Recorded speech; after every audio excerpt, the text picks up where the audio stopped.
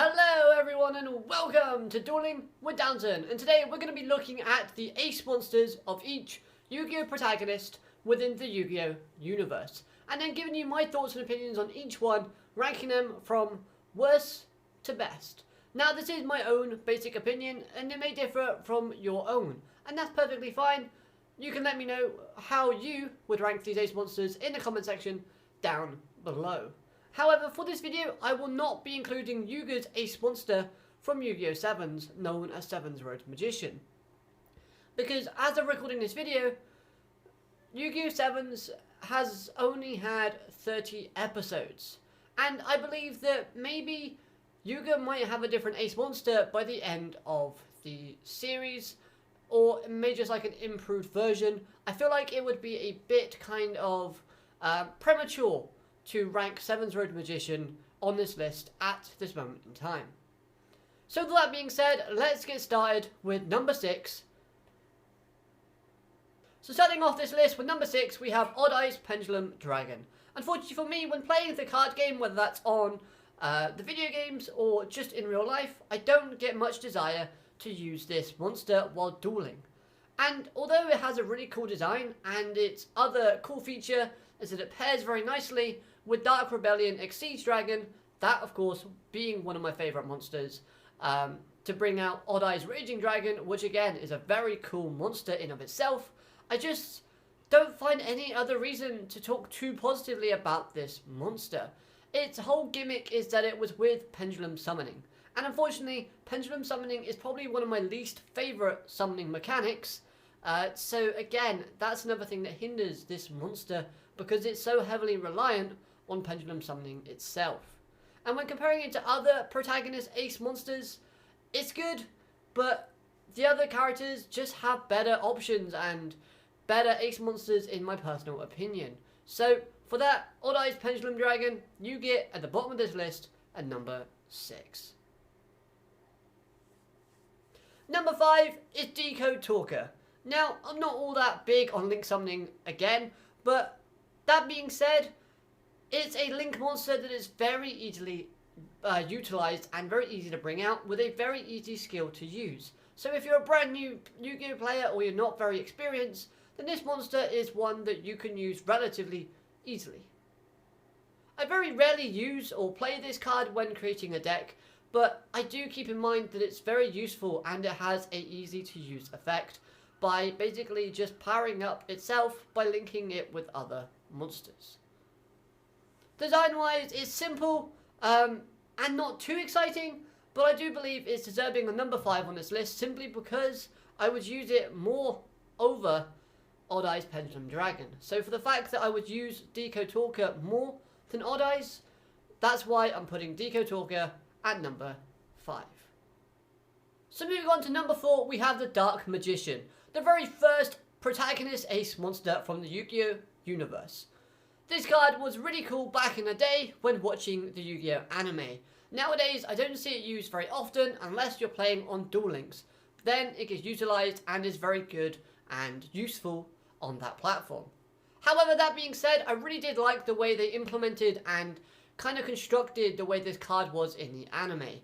It gave it a lot more lore and history, being that it was based off of the character known as Mahad, who was one of the Pharaoh's loyal servants back in ancient times. And of course, we see the bond between the Pharaoh Atem in present time within the Yu-Gi-Oh anime and the Dark Magician, and that bond still holds strong even to present day. This card got a lot of support within it, and I feel like the support that it got given over the years is both good and bad. It's good in the way that it brought forth a lot of fan favourite monsters like the Dark Magician Girl and many others before it, or after it I should say. However, for me, the support acts as a bit of a bad and a bit of a hindrance to the Dark Magician monster itself, as I personally like the support cards more than the Dark Magician has to offer. Nevertheless, I think this card has a great colour scheme, enjoyable artwork and designs whenever they reprint the artwork for this card, and as a kid, I loved it and I wanted to have one, but unfortunately, I never did. Now this monster is at number 4 on this list, which I think is rather deserving when comparing it to the next 3 ace monsters.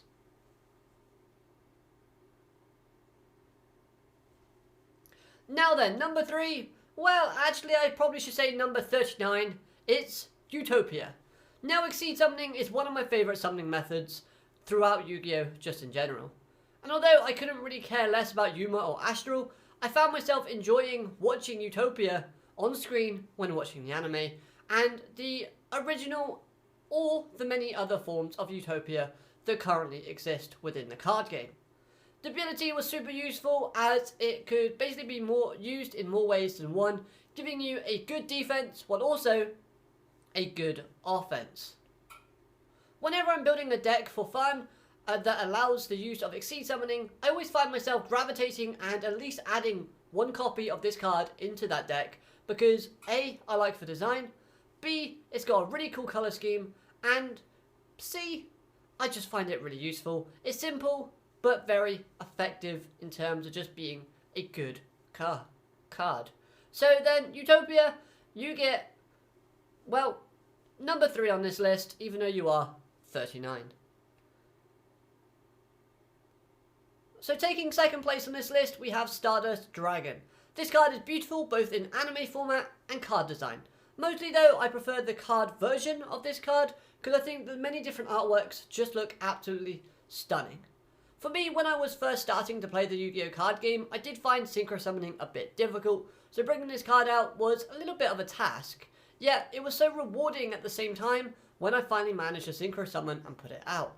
Another thing that I really liked about this card was the way they utilized it within the anime, because I found the way they utilized Stardust Dragon in the anime, more so than any other card on this list so far, was the fact that this monster felt like an ace monster that Yusei could rely on to win him most of his matches.